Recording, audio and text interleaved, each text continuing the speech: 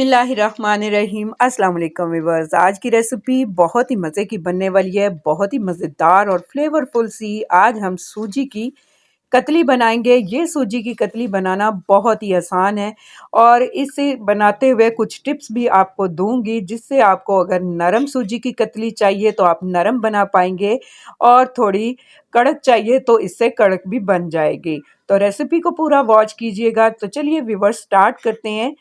तो यहाँ पे देखिए सभी चीज़ें मेरे पास रखी हुई हैं। यहाँ पे सूजी ली है मैंने 2 कप, चीनी ली है मैंने पौना कप और अगर आप अच्छा ख़ासा मीठा खाना पसंद करते हैं तो 1 कप चीनी इसमें डाल लीजिए। हाफ़ कप देसी घी का यूज़ करूँगी।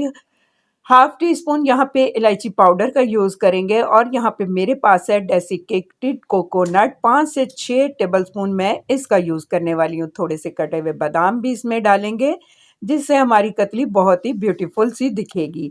और यहाँ पे अगर आपके पास डेसिकेटेड कोकोनट इलायची पाउडर ना हो या फिर बादाम भी ना हो तो सिंपल आप यहाँ पे सूजी, चीनी और घी के साथ इस कतली को रेडी करके एंजॉय कर सकते हैं।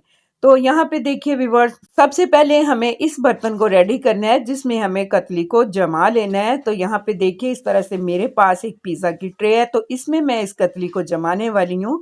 तो इसके अंदर हमें बहुत ही अच्छा सा घी लगा के इस तरह से अच्छी तरह से इसे ग्रीस करके साइड पे रख लेना है। इसके बाद हम सूजी को भून लेंगे। तो सूजी को भूनने के लिए यहाँ पे एक भारी पैंदे का आपने बर्तन लेना है।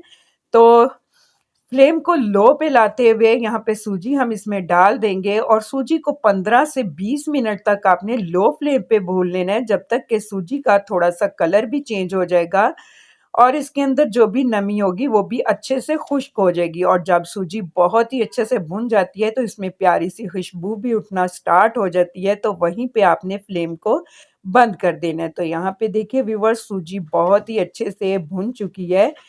तो अब इसमें हम डालेंगे बकिया चीज़ें वन बाय वन। तो सबसे पहले इसमें मैं घी डाल रही हूँ। घी डाल के बहुत ही अच्छी तरह से हमें मिक्स कर लेना है। इसके बाद यहाँ पे इसमें मैं डाल रही हूँ इलायची पाउडर, इसे भी मिक्स कर लेंगे। अब इसमें हम डालेंगे डेसिकेटेड कोकोनट और साथ ही थोड़े से बादाम भी इसमें डाल देंगे और अच्छी तरह से सभी चीज़ों को हमें मिक्स कर लेना है। इसके बाद हम इसे साइड पे रख देंगे और 2 मिनट तक आपने बहुत ही अच्छे से इसी बर्तन में इसे चला लेना है। थोड़ी देर के लिए इसे इस तरह से चला के साइड पे रख दीजिए। अब बढ़ते हैं हमें शीरे को किस तरह से रेडी करना है। तो इसके लिए मैंने यहाँ पे एक पैन लिया है, इसमें मैंने 1 कप पानी डाल दिया और इसमें चीनी भी डाल दी है। अच्छी तरह से इसे मिक्स कर लेंगे यहाँ तक कि चीनी पानी में बहुत ही अच्छी तरह से घुल जाए और इसके बाद हम इसे पकने के लिए छोड़ देंगे 10 मिनट के लिए। यहाँ पे आपके साथ वो टिप शेयर करूँगी जिससे आपका हलवा अगर आप नरम बनाना चाहें तो इस शीरे को आप पकाएंगे सिर्फ 4 से 5 मिनट के लिए और अगर आपको कड़क सूजी का हलवा चाहिए तो आप इसे 10 मिनट तक पका लीजिए। इसके बाद जब 10 मिनट तक ये शीरा पकेगा तो इसे सूजी में आप ऐड करेंगे तो हलवा कड़क बनेगा। तो यहाँ पे हम कड़क सूजी का हलवा बना रहे हैं, तो इस तैयार शीरे को मैं इस सूजी में डाल दूँगी। दोबारा से फ्लेम को लो पे ही रखेंगे और बहुत ही अच्छी तरह से शीरे के साथ इसे मिक्स कर लेंगे। मिक्स करने के बाद यहाँ पे देखिए बहुत ही अच्छी सी मिक्सिंग हो गई है। तो अब इस मेज़े को हम तैयार शुदा जो हमने रखा था अ, ट्रे, इसके अंदर डाल देंगे, अच्छी तरह से सेट कर लेंगे और इसके बाद इसके ऊपर कटे हुए बादाम भी डाल देंगे। इनको भी अच्छी तरह से हमें प्रेस कर लेना है ताकि बहुत ही अच्छे से इक्वल जो टुकड़ियाँ वो हमारे हलवे की बने। तो यहाँ पे देखिए गरम-गरम हलवे में ही हमें इस तरह से नाइफ़ की हेल्प से निशान लगा लेने हैं कि जिस साइज़ की आपको टुकड़ी पसंद है उसी हिसाब से यहाँ पे आप निशान लगा लीजिए।